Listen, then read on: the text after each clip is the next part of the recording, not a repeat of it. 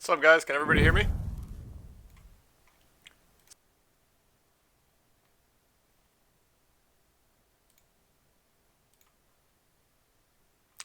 Perfect.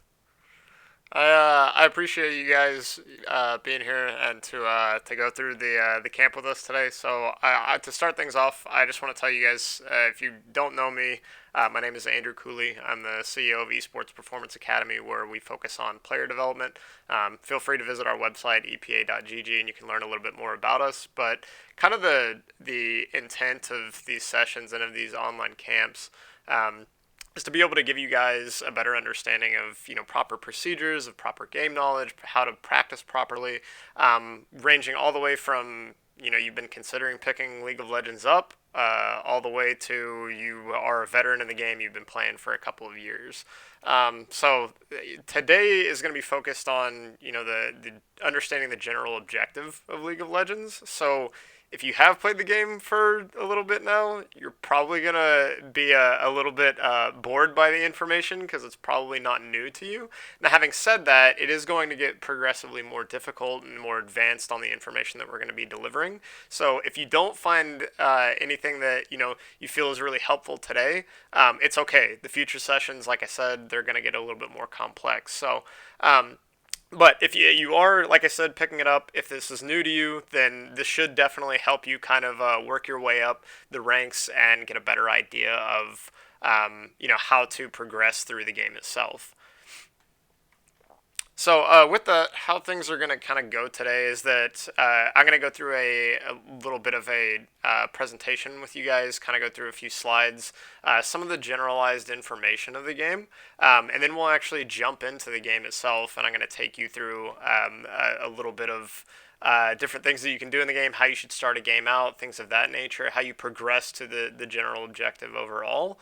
And then at the end, we'll do a little bit of Q&A. If you guys have any questions over anything that I'm going over, please feel free to shoot me a question in the chat, and I'll definitely get to them at the end. Cool.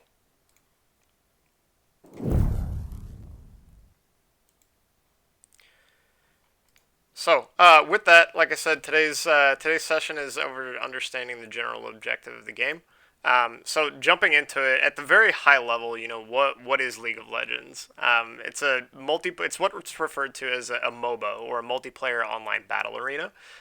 It's typically played in a five versus five format, and every player on the team has a different assigned role. So for League of Legends specifically, these five roles are going to be the top, the jungler, the mid or the mid laner, the AD carry, and the support player. Now, ultimately, these things are how these roles are played and what you're going to be playing them as is going to shift by what's called the meta. And so the meta is basically the most optimal or the most efficient way to go about playing something. So what is considered meta, this year wasn't necessarily last year, and it shifts all the time based on these patches that are put out for the game. So a big part of the game is you want to learn the generalized idea, but it's trying to keep up with the new information that is coming out repeatedly so that you can keep up to speed on how, let's say, you're maining one champion, well, you shift to another because the meta has changed and understanding how it impacts those things. So, what is the general objective? Overall, destroy the enemy nexus. So, basically, the enemy nexus is the core of the base for each of your opponents. But it's a really long journey to be able to do that. It's very simple to just say, hey, just kill the base. So, it takes anywhere from 20 to 40 minutes, and in some really good cases it can take less than 20 minutes, but there have been over hour long games as well. So it's a very long journey to get to that point. So let's go ahead and start at the beginning and kind of figure out what we have to do and where we have to go to be able to get there. So ultimately, you want to be able to pick your champion. There's currently 148 champions that are in League of Legends, and it grows more and more every single year.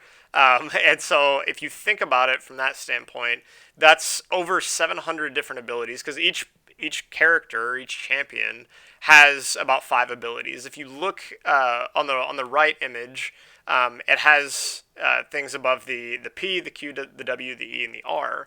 And if you look above those are all the different abilities for that specific champion. So they have about 5 different abilities with one passive ability. Well, if you're trying to keep an ongoing compendium of that many abilities, it's going to take a while to be able to build that knowledge. So you want to start being able to practice it, create repetition around it, and then start memorizing it. Now, I am going to switch over to my client real quick just because I want to be able to show you guys this a little bit more in depth. So, cool.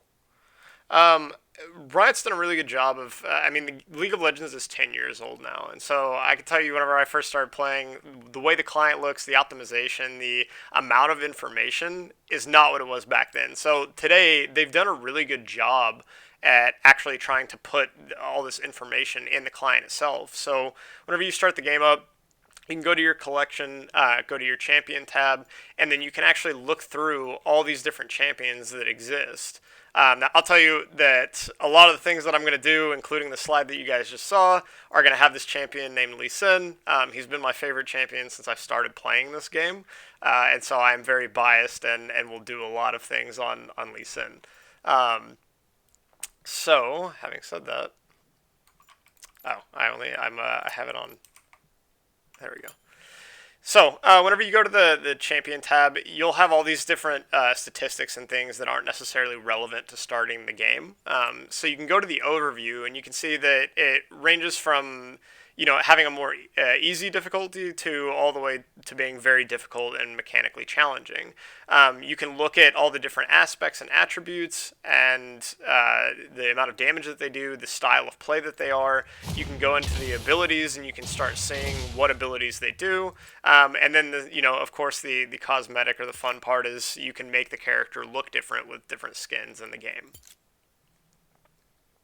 So, really useful tool as you get started and you're trying to decide, hey, what is it that I want to play? Well, you're able to go and take a look at the at all the different champions that exist. So once you kind of pick your champion and you go into what's called champion select and you queue up for the game, you're going to encounter what are referred to as your runes. And so all of your runes do different things.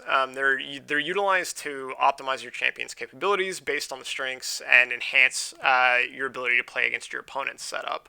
So one example that I'll give is that the resolve tree, the green one, for example, typically makes your champion a lot what's referred to as tankier. So your toughness is increased. It takes a lot more damage to be able to kill you, and you're typically one of the frontline players that you're engaging on the enemy to try and help your team out. Versus if you're playing more of a carry role where you do a lot of damage, but you can't really take a lot of damage, you're probably going to go into more of the precision, the domination, or the sorcery trees that are going to help you optimize and maximize your amount of damage. There's a lot of nuances to these, so what I would say is if you are a beginner and you're trying to learn this, it's really important to just kind of familiarize yourself with them as much as you can, and then pick something that you're comfortable with. And once you're comfortable with that, then start learning all of the nuances. Don't try to overload yourself by learning too much too quickly. And beyond that, we'll jump into the summoner spell side of things. So you saw the abilities on that champion page, and each of them have what's referred to as a cooldown. So all of the cooldowns are a little bit different depending on the champion. Summoner spells are going to be very similar in that they have a cooldown. However, the cooldown is substantially longer. And the summoner spells are pretty much special abilities that they all have a different unique effect, but they have much longer cooldowns, like I said. But the great thing about these is that they provide these tactical advantages through defensive or offensive playmaking capabilities within the game. And so I'm going to swap back over for a second, and I'm going to show you guys, just so it's a little bit more interactive on the client. Again, we're going to go to collection, and then we'll go to the runes. And you guys can see all these different types of rune pages, and you can build one out. Sorry, I didn't mean to click on the rune pages. I meant to click on the summoner spells. So you can click on the summoner spells, and it's going to give you a visual example of what each of them are going to do. The most popular one is going to be Flash, just because of the pure mobility. If you can see, this character is actually going to jump over a wall by utilizing it. So it provides the most mobility, the most playmaking capability for offense or for defense. Now, as a rule of thumb, there's typically going to be good summoner spells that you can take on each different champion, and depending on what position you're actually playing. So, depending on what your role is, if you're top, typically you're going to be taking uh, flash and support, or flash and teleport, pardon me.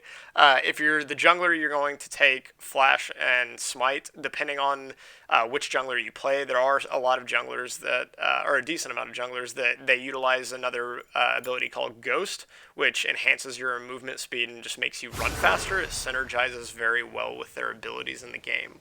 And then mid is where you get a lot more diversity, where you're going to take flash, but you can take barrier, you could take exhaust, you could take ignite, and they all do different things.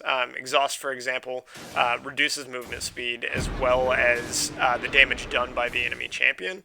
Ignite does what's referred to as true damage to the enemy champion, basically meaning that it mitigates all of your defensive capabilities and just does that flat amount of damage over time. And then barrier helps you absorb more damage. And so there are a lot of nuances that I don't want to try to overwhelm you with if you are new to the game by getting into all the different situations in which you may need clarity, or you may need cleanse, you may need heal. But as you begin to learn the game, again, try to familiarize yourself with those and with the scenarios in which you may need different ones.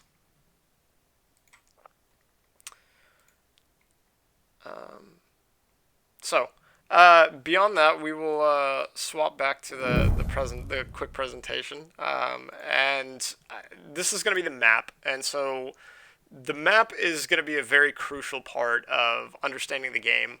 At the highest level, at the lowest level, it's going to be something that it really can dictate how quickly you improve by being able to have good, what they refer to as awareness, basically meaning that. You saw the champions and the screen, what it looks like for whenever you're playing the game. In the bottom right hand corner, you'll see it whenever I go into game. It'll be referred to as the mini map, and this is exactly what it's going to look like, minus all of the fancy drawings and lettering on it. But you'll see all the different champions, and it'll provide you with a lot of information. So your ability to play the game, the big game that's on your screen, as well as focus on what's on the mini map simultaneously, is going to be able to provide you a lot of information, which is going to help your decision making, which is going to help ultimately, you get to the enemy nexus in a very timely, well coordinated, and effective fashion. So up at the top left, that is what's referred to as the top lane for both sides. The bottom left is the blue side. The top right is the red side. Regardless of where you come from, that's referred to as the top lane, that kind of arch right there in that highlighted area.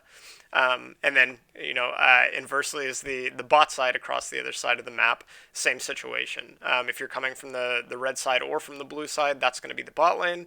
And then the mid lane is straight down the middle. What you'll notice about the map is that it's actually a complete mirror of itself. So if you split it down the middle, down that red line, it's just flipped.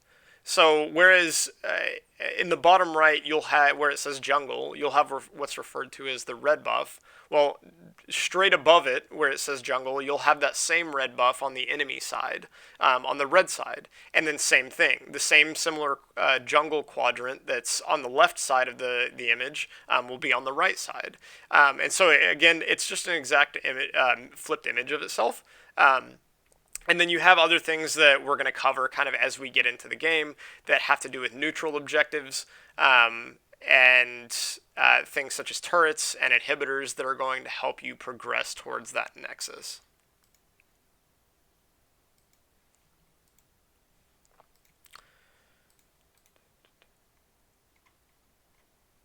So, one thing that I want to kind of touch on real quick is that whenever it comes to vision for the actual jungle itself, the way that the game works is while you can see everything on this map.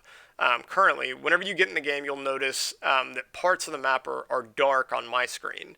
And what that is called the fog, or the fog of war. And so basically, if you don't have an actual player there, you won't have visibility of it, or you can have what's referred to as a ward. So wards are purchased to be able to have vision of a certain area, regardless of if you actually are there or not, so that you can see the enemy, so that you can track them, you can be able to understand what they're working on doing as your opponent and try to counter those plays. So just keep that in mind as we kind of go into it. That's typically how the map works, is that you are going to see a lot of dark, both on my side as well as on the opponent's side.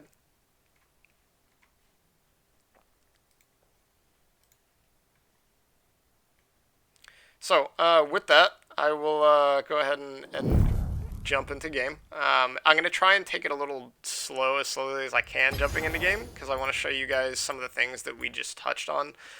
So again, I'm going to go into the practice tool. Not going to really, this is a really useful tool if you're just starting out to, again, get kind of acclimated to how things work. You can also play games against bots. If I back out. You can go to what's referred to as co-op versus AI and set it to intro, beginner, intermediate. And that'll help you kind of get a lot more acclimated to the game and understand all the different, beginner nuances that you'll encounter. The training tool, again, though, is really useful for... The practice tool is really useful for being able to set up specific scenarios, or if you just really want to practice one thing in a time efficient and effective manner, you can go about it like that. So I'll start the game. As I said, I tend to play Lee Sin a lot, so I'm going to go ahead and grab Lee Sin, and then we'll go into our room pages that we touched on. So, like I mentioned, Lee Sin can be played in a very versatile way. He can be played as a tank. He can be played as an assassin. He can be played as a bruiser, which is a mixture of the two. Typically, Electrocute works pretty well on him, so I'm just going to go ahead and grab that. But there are a lot of different, like I said, nuances to how Lee Sin works. And so just try to figure out, whenever you're picking that champion, something that's going to feel comfortable, that you're used to, and then try to start learning the nuances as to what you should be doing from there. Typically, you have about 1.5 minutes to be able to set these pages up. You can also have preset ones, so if I wanted to add a new page, I could go in and do that as well. Now, since Lee Sin is typically played as a jungler, I'm going to take the ability Smite for one of my summoner spells, but I'm also going to take Flash for that mobility, which I mentioned earlier as well. Your will, my hands.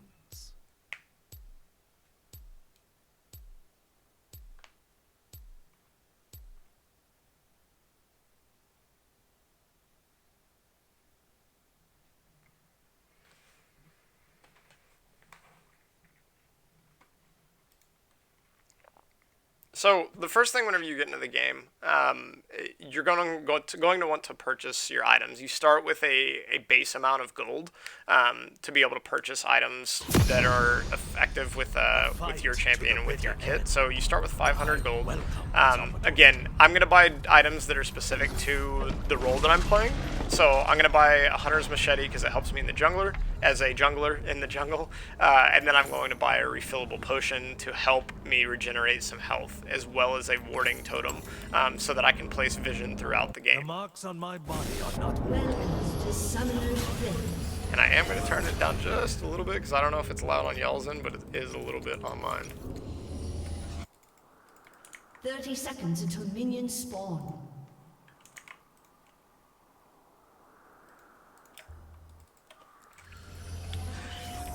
So, you have a little bit of time once you get into the game to buy your items, get to your position. So, typically, if I was a jungler, I would start over here in the jungle, somewhere on our team side, and I would go from that standpoint. Now, having said that, the main thing that I want to focus on first is showing you guys how to get stronger, essentially. So, the main objective, again, is destroying the enemy's nexus. So all of these things that we're going to go through are, how do you get to the point of where you can destroy the enemy's nexus? Well, you have to get stronger. You can't just go into the game necessarily and just, start running towards their base. So what we're going to do first is we have to start fighting these minions, which it's all just automated. It's not controlled by any players. It's all just controlled by AI. And so what you'll notice is as their health gets lower, want to try and hit the what's called last hitting, and you'll see a gold amount pop up. And so that's one of the ways that you're going to get stronger is by farming gold and farming what's called CS, or your creep score. And so what you'll see is that I now have 4 minion kills, or creep scores, or CS, however you would like to refer to it. It's all interchangeable. And I'm going to be accumulating gold. Additionally, you'll notice that I just leveled up. So I now have the ability to grab another one of my abilities. And so I'm going to go ahead and grab my E, which just helps me do more damage. And sometimes it's important that you really need to familiarize yourself with what your champion is capable of. Because each champion is going to do different damage amounts. Down here in the bottom, you'll see each of your statistics for the champion. So attack damage is typically going to be for physical damage dealing champions. Ability power is going to be for more of magic or mage type characters. And then your defensive statistics like armor, magic resist, things of that nature. Cooldown reduction, that's going to basically reduce the time that each of your abilities has for a cooldown. So if you look in the top right of this ability, it'll say 12S, so 12 seconds, for a cooldown for me to use my W. Well, the more cooldown reduction I have, the lower that's going to be. The attack speed statistic is just going to do exactly that. The more that I have, the quicker that I'm going to attack.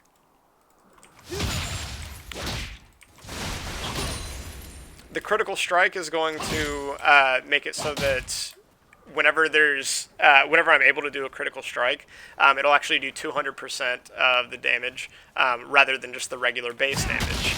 So if you see on the screen that I'm hitting for 85, if I were to do a critical strike, it would do a lot more damage. And then the movement speed just defines how quickly the character runs. So I'm gonna go ahead and kill these minions real quick. Get a little bit of gold. Now, what you'll notice is this larger minion, it's referred to as a cannon minion. It typically is a lot more gold. So you always want to try and get every cannon minion, especially as you work towards being able to learn the last hit. Getting the cannon minion is vastly important because as you can see I got a lot more gold than just the 14 or the 20 or so that I'm getting for the other minions. So I'll go ahead and channel my back now by hitting B. It takes about, I think it's, 8 seconds to channel. And then I will go ahead and, because I'm in the practice tool, I don't want to, run back and forth in lane. I just wanted to show you guys to give you an idea of the channeling concept. I'm just going to go ahead and teleport back over here. And this is one of the enemy turrets. So as you can see, because my minions have pushed into the enemy turret beyond this little line right here, they're starting to get attacked by the turret. And ultimately, this is one of the first ways that you can progress towards defeating the enemy nexus, is that you have to kill the enemy turrets. And so you'll see that they're kind of segmented on the health bars. Every so often there's a little hash, and what that is it's referred to as a turret plate. So it's going to give me bonus gold if I'm able to destroy a turret plate before the timer for them comes up. And so if you're able to push the turrets earlier, it's great, but it's not worth the risk of getting yourself killed necessarily to try and get a turret plate. Okay, so let's see. I think there's a way to just pause this. Perhaps not though. So I just hit level 6, and level 6 is very important in League of Legends for everybody, because this is whenever you unlock your champion's ultimate ability. And we talked about, basically there's a cooldown for all of your different abilities. They're typically lower, but for things like Flash, like what I just did, that's going to be a 5-minute cooldown. Your ultimate is typically a longer cooldown than your regular abilities, but not nearly as long as the cooldown for your summoner spells. So if you look, it shows that it has a cooldown of 110 seconds. So again, it's fairly lengthy. It's about 2 minutes, but as I rank it up and level up more, and I get more items that unlock cooldown reduction, it's going to become a lower and lower cooldown.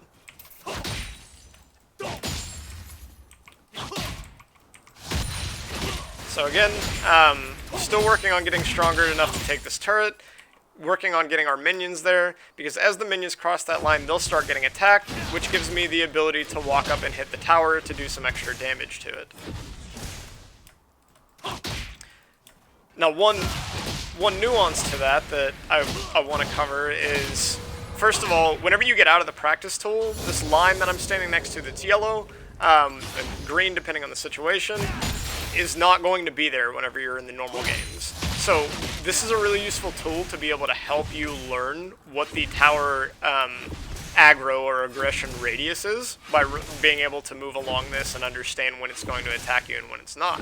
So you'll notice that because I have minions here, it's attacking the minions, and so I'm not really worried about getting hit by it. Having said that, if I put an enemy here and I attack it, well, the tower is going to start attacking me. Even if I have minions in that scenario, because I've attacked the person on that team, the tower will start attacking me. So it's important to keep that in mind, that just because you have minions there doesn't mean that you're immune to being attacked by the tower.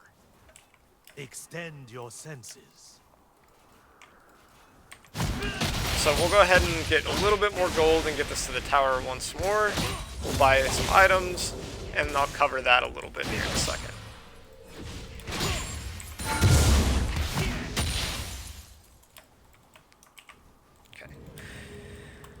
So whenever I come over here to the shop, you'll see that if I go to all items, it's a pretty lengthy list of items that you can purchase. Not all of them are going to be effective on this character. For example, there's a staple item for ability power or magic users called Rabadon's Death Cap.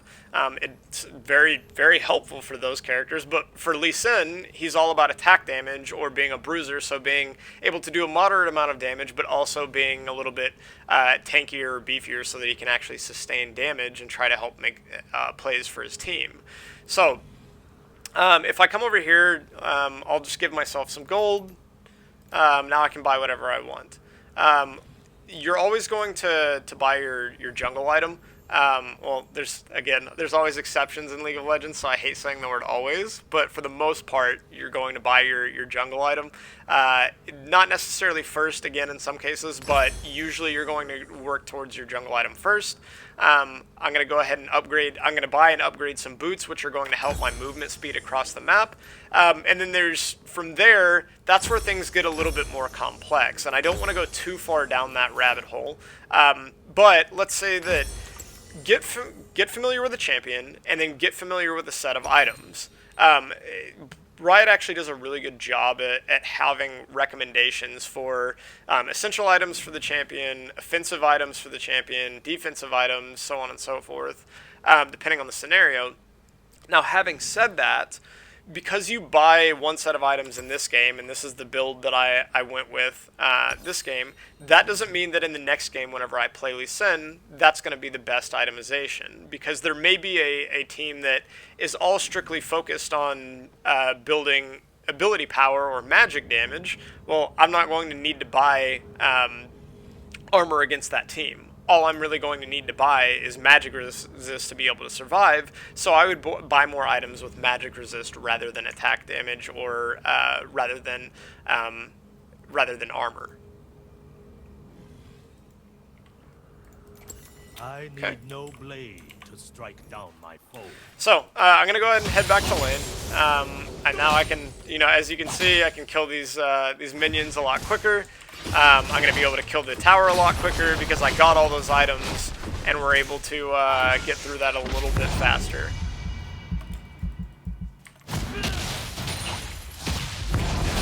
So, once you're stronger, once you've gotten to this point, you've leveled up. Oop, didn't mean to attack that. Once you've leveled up, you're going to be able to work with your team, or depending on the positioning of the enemy, you're going to be able to take things just on your own.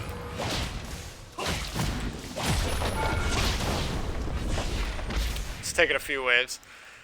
You'll notice that I keep utilizing my abilities randomly. Lee Sin has his passive that after I utilize an ability, I get more attack speed, and so I'm trying to get the tower down a little bit quicker so we can move on to the next piece. So that's why you'll notice that I'm doing that, what seems like a little bit randomly.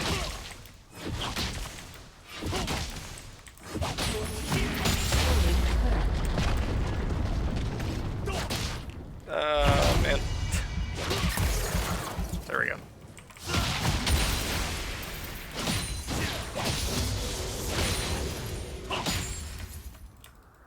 So, now we have another tower that we have to take down. This is going to be the secondary or the inner turret. The first one that we killed is going to be called the outer turret.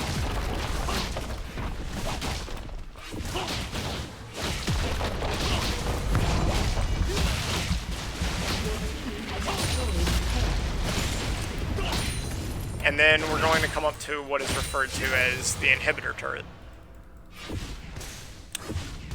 So this is called the inhibitor turret because of exactly what's behind it. You'll see this big crystal that looks like a smaller version of the enemy Nexus is a enemy inhibitor. So what this does is that whenever you kill it, it's going to apply a lot more pressure to your enemy, because you'll notice here in a second, what will start happening is that I will start spawning what are referred to as super minions or super creeps. So so ally super minions now spawning.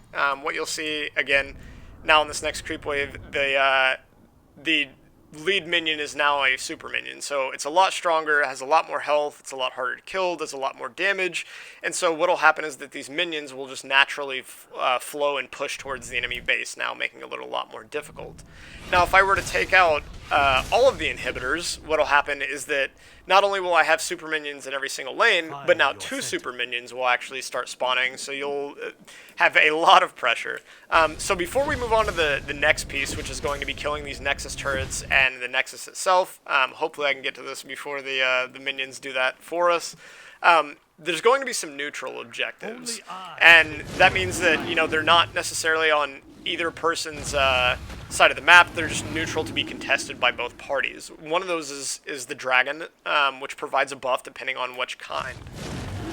So over here you'll see that there's a symbol on the wall, and that dictates which type of dragon is going to be spawning in the pit. I'll go ahead and kill this one real quick.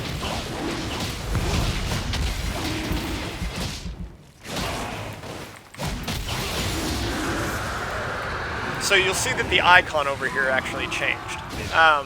So what this means is that the next dragon that spawns is going to be a mountain dragon. So the way that this works is whenever you open up the interface and you hit tab, you'll be able to see all the enemy players, yourself, so on and so forth, the minion kills that we've had, what the itemization is. But you'll be able to see right here is the dragons that you've killed, or that the enemy team has killed if it were on the other side. And each dragon is going to have a different benefit. Again, I don't want to get too far into that today because this is more of just a high level. But we will get to more neutral objectives, when you should take them, what they do, how they can affect the overall outcome of the map. Or of the match, rather. Sorry, not the map.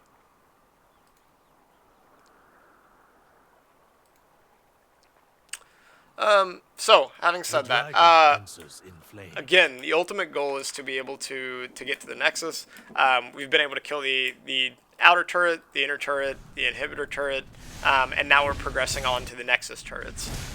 So, the minions will take care of that for me. One of the things that I'm just going to naturally let it push into that so that we can cover a little bit more as that's taking place, and then we'll kill the Nexus. So, as I mentioned in the little overview in the presentation, if you look at the bottom right of my screen, you'll see that everything, and as I'm mousing over it right now, you'll see that everything is dark on the map. And this is what I was mentioning by the fog of war. So if I jump over here, then everything lights up. Obviously, I have visibility. Now, having said that, I'm not in this bush, so I don't have visibility in that, regardless of if I'm next to it or not. You have to actually walk into the bush. You'll notice that the character and the visibility changes just a little bit to be able to see. Now, that's where wards come in, is that there are always exceptions to everything, and it's not an always situation where you put wards only in bushes, because there are some good vision points that aren't in bushes, but if I do put a ward there, you'll see that things kind of lit up over in that quadrant to the right. So I'll go ahead and do that again over here just for the example. If I'm standing on this wall, I have no visibility above myself, and if I put a ward there, well then regardless if I'm there or not, I'm able to actually see it. There are some items that, again, that we'll cover in the future that can get rid of wards. There's also what are called vision wards. So if I come back to base, and let's say that I sell an item, or control wards rather, well, control wards are really good because if you notice, this ward right here has a white bar above it. There's a timer until the ward dies, versus if I put a vision or a control ward down, there's no white bar. It lasts in perpetuity until it's been killed by an enemy player, or until I come over here and I place another one. You'll notice that it dies. So again, I just wanted to kind of cover, the base level of vision.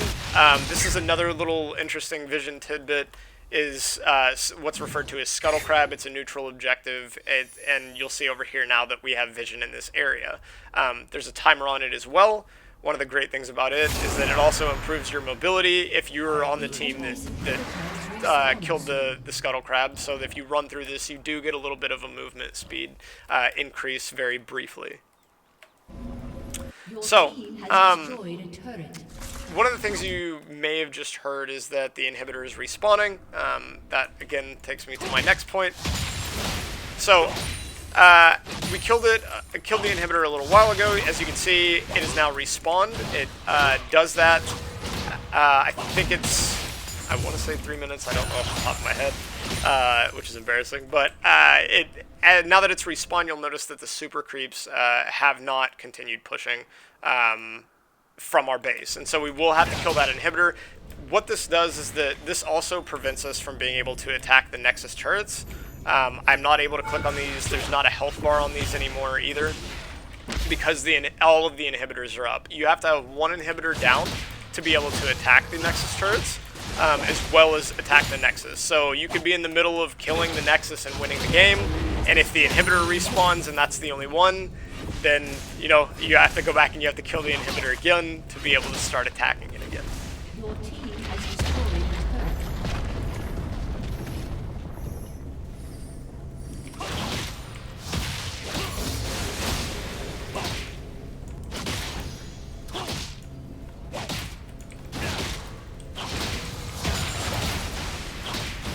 So, having said that, I think we can go ahead and win the game.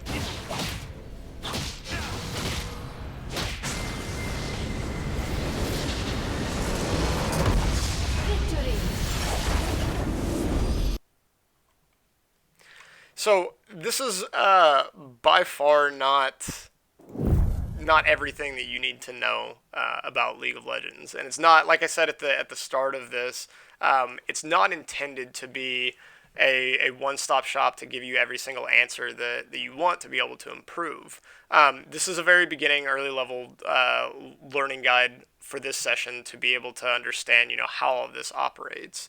So if you are working on trying to familiarize yourself with these concepts, maybe you just start playing the game.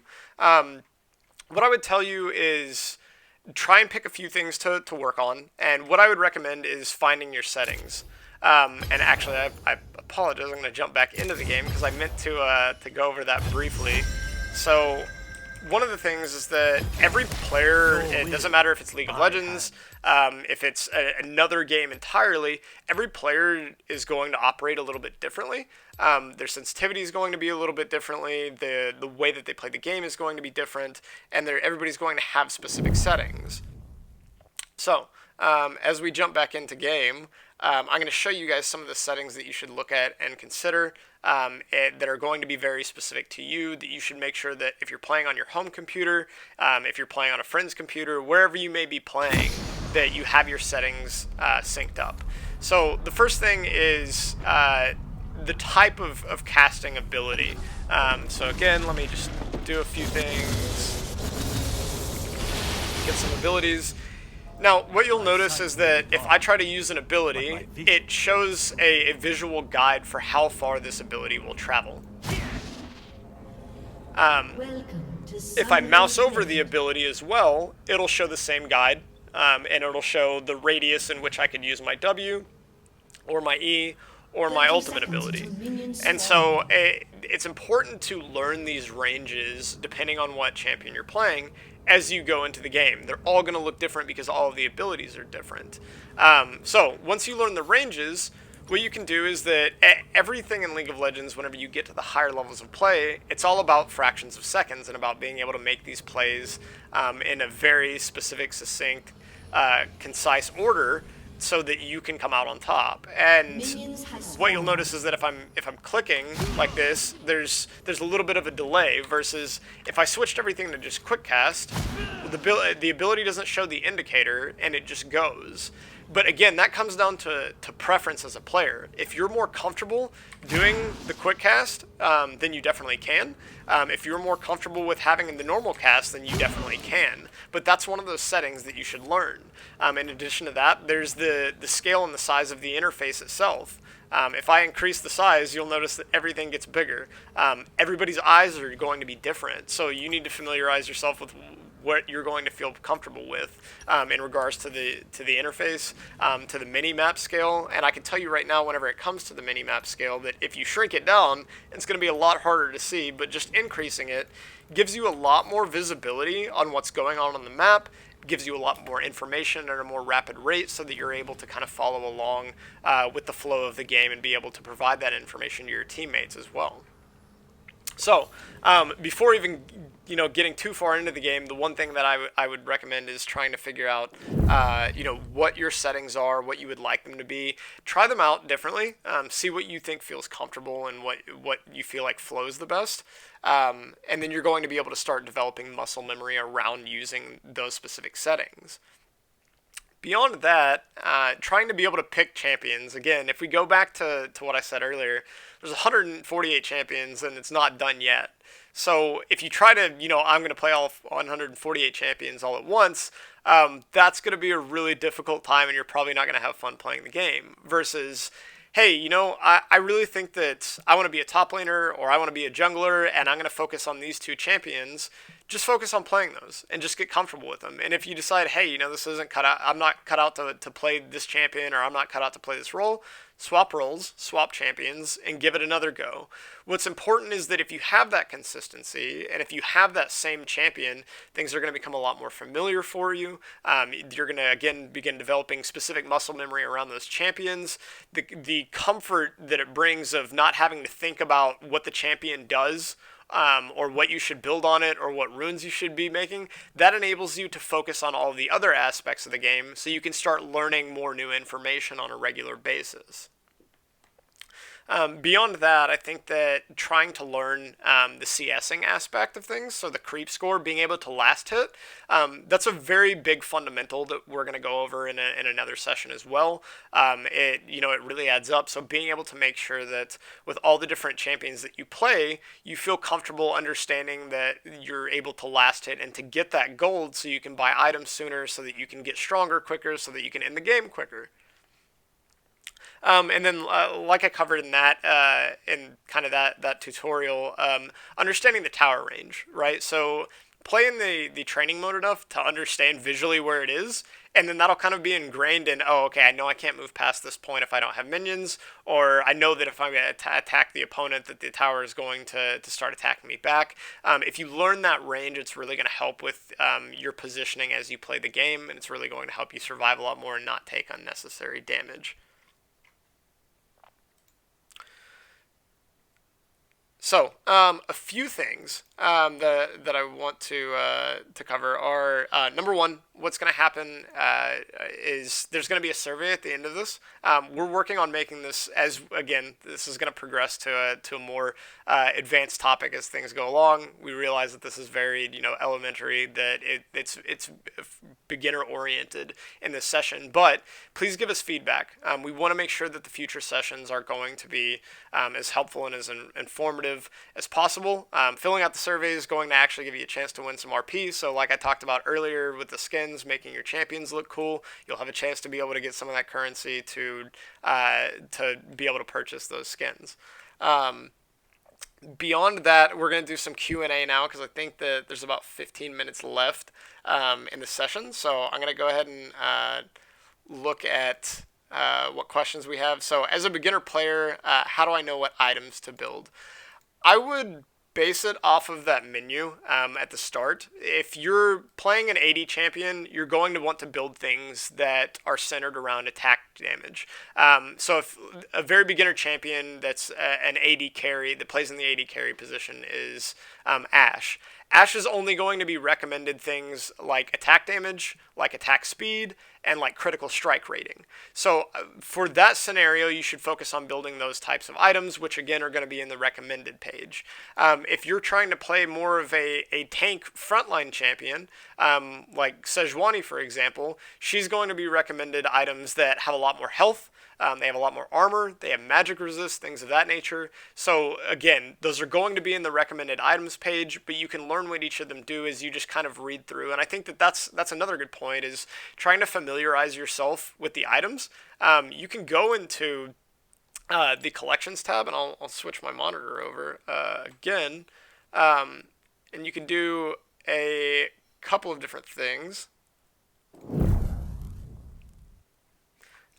So what you can actually do here is you can create new item sets. So let's say you have custom loadouts that you really like this build. It works really well for your play style, for your champion. Well, you can come over here. You can select the champion. So like I said, we can go to Ashe, and then we can go to Create, and we can have recommended item sets for Ashe. And you can actually go, and so you're not having to rush in game. You're trying to be efficient with your time, with whenever you're backing, and buy things as quickly as possible. Well, you can go down this list and look at, okay, what's going to be an optimal build? There's a lot of websites out there like Lawlytics, like Pro Builds, things of that nature that will give you recommended items. I think that, again, there's a lot of nuances to that we can cover in future sessions. But this is going to be a good way where you're not under pressure, you're not in the game, you're able to just casually read through these and kind of look at, what's going to be a good build for champions like Ashe, for champions like Sejuani, for Lee Sin, so on and so forth.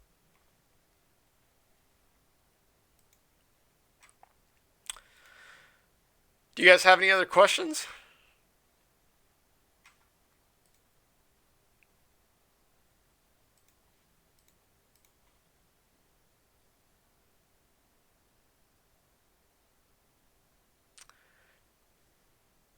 Does it make sense to attack the outer turret first?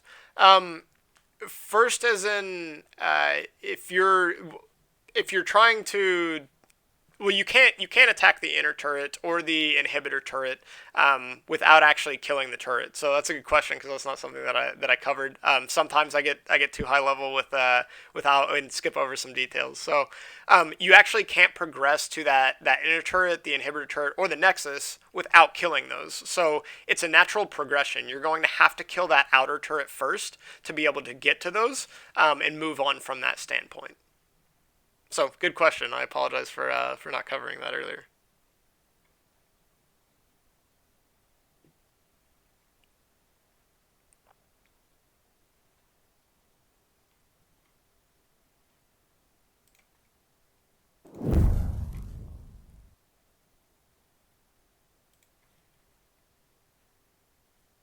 Don't be shy, guys. We got time. Y'all can ask whatever you want. If it's not something I covered, I definitely want to make sure you get the most out of the session.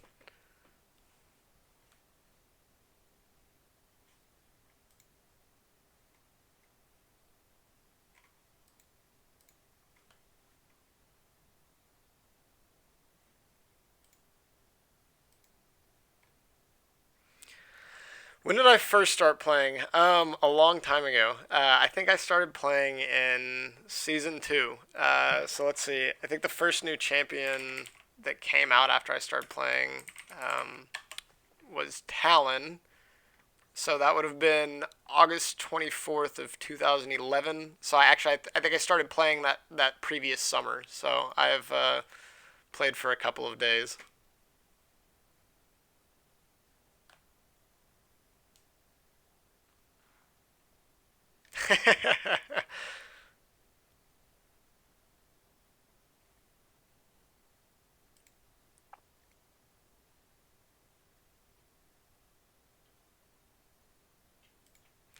What's your highest mastery on a champ?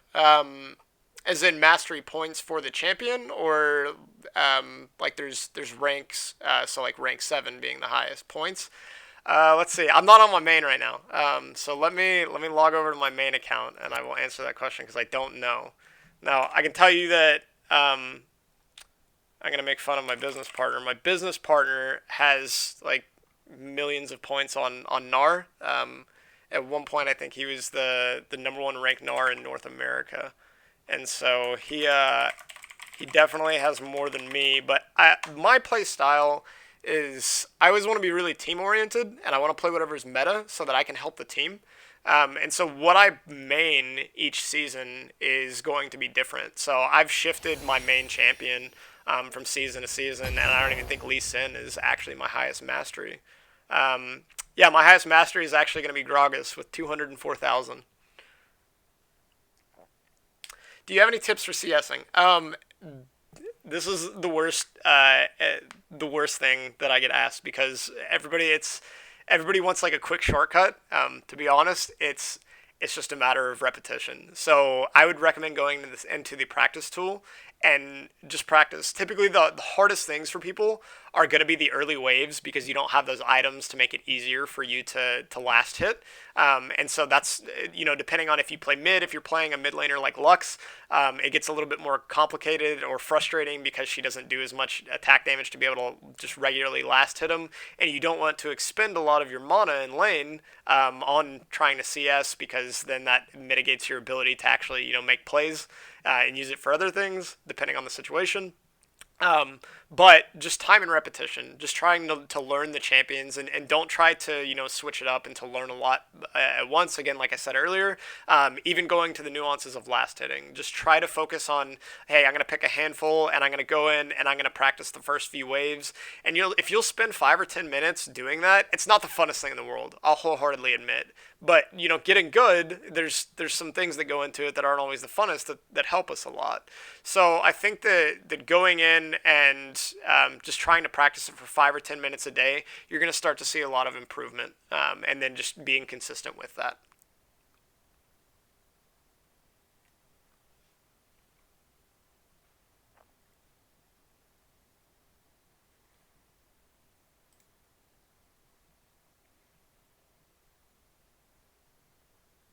These are some good questions.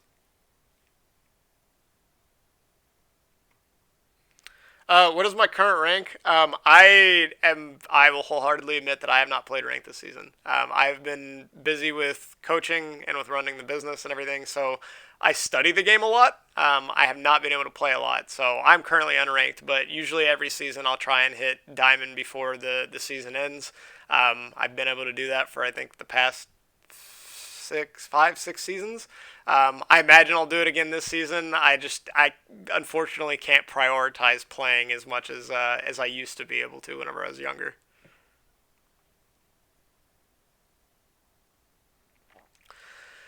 Who has served as a mentor for me while learning and growing as a player? That's a really good question, actually. I think a lot of different people, and I think that the people that served as a mentor for me as players are going to be different than what exists today because I have been playing the game for a long time, and so like whenever I was a lot younger and started playing the game, I was really competitive. I was working on going pro, played a few different games professionally, and was working on league, and then transitioned to coaching and management. But I'll tell you that I watched a lot of players like Saint Vicious. I watched Night because I'm a jungle main, so I watched a lot of players like Saint Vicious, like Night Blue. I would watch all and study all of the pro matches. I would watch all of the Korean games, the Chinese games. I'd watch pretty much everything.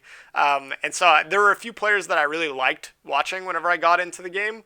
But at the same time, I wanted to absorb as much information as I could about the game and about my role and about how to play it to the best of my ability. And so I was kind of like a sponge, and I would just go out and find anybody that I could that was going to tell me something that I didn't know. Overall, though, one of the people that I admire in the space the most is Koma, who coached for or coaches for SKT. I think he's a brilliant coach. I watch a lot of content and read a lot of articles on Coma. So even though he's not necessarily a player, I have a lot of respect for him.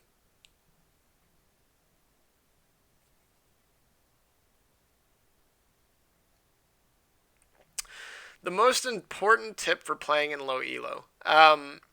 I'll tell you one of the. This doesn't matter what your rank is. I tell a lot of people that one of the most important things that you can do is just mute all. Just disable your chat and mute all because that goes hand in hand with trying to prevent tilt. A lot of people just get upset because they go in and the game doesn't turn out how you want it to turn out. So I think that being just level headed and calm and just trying to mute all and just play the game and not worry about, hey, am I going to win this game? Am I going to lose this game? Am I going to am I going to go up in rating? Am I going to go down in rating? Am I going to get demoted? Am I going to get promoted? None of that matters. If you'll just focus on, I really want to learn something about how I can improve in this title specifically, or in this match specifically. If that's all you care about, you win even if you lose. So it doesn't matter if you lose rating or if you get demoted because in theory, if you've learned something, you've actually improved. You've improved your level of play. And so you can take what you learned and you're going to be able to implement that in a higher percentage of your games going forward. So you're going to win more often. So it really doesn't matter if you lost that one match.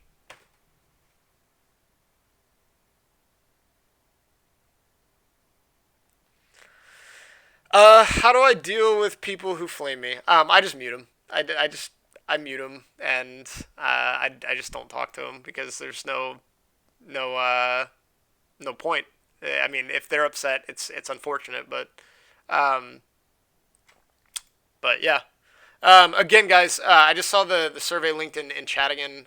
So please, again, if you enjoyed this, if you didn't enjoy it, either way, please let us know. We're just getting started with this thing. We really want it to be as helpful and as beneficial as we can for players of all skill levels to be able to provide them the best insight that we can, especially going towards the summer where we're going to be having camps. Depending on the virus, either online or in person. So please go and take that survey. Please give us feedback. Again, you get a chance to win free stuff, so who doesn't like free stuff? If you have a favorite champion and you want to deck it out with some cool skins, really good opportunity for you.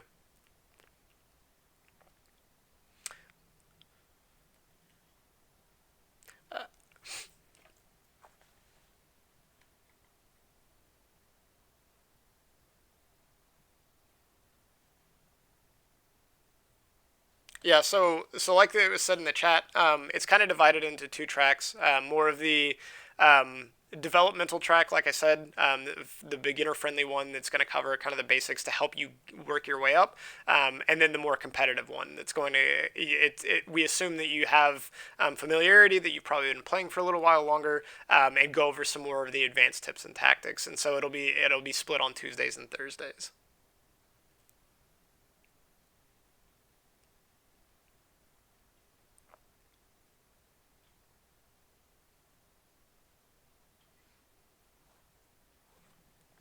Yeah, the survey is just in Twitch chat, so you should be able to click it there and take it.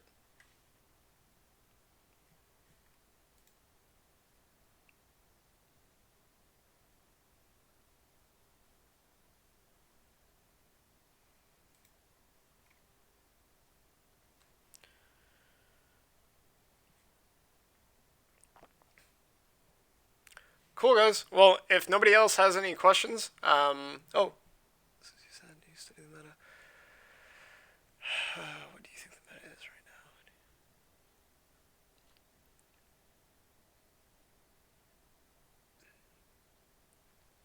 now? You don't have to.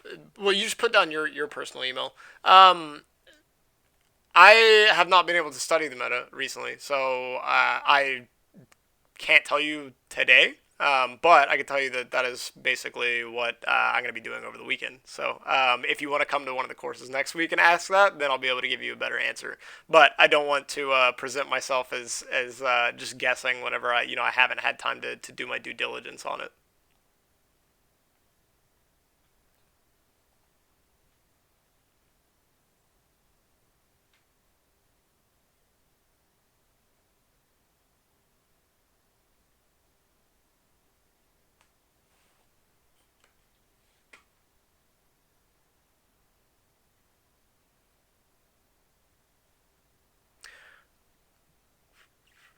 Cool, guys. Well, I appreciate everybody making it out to the first session. The next one's going to be on Tuesday and then next Thursday.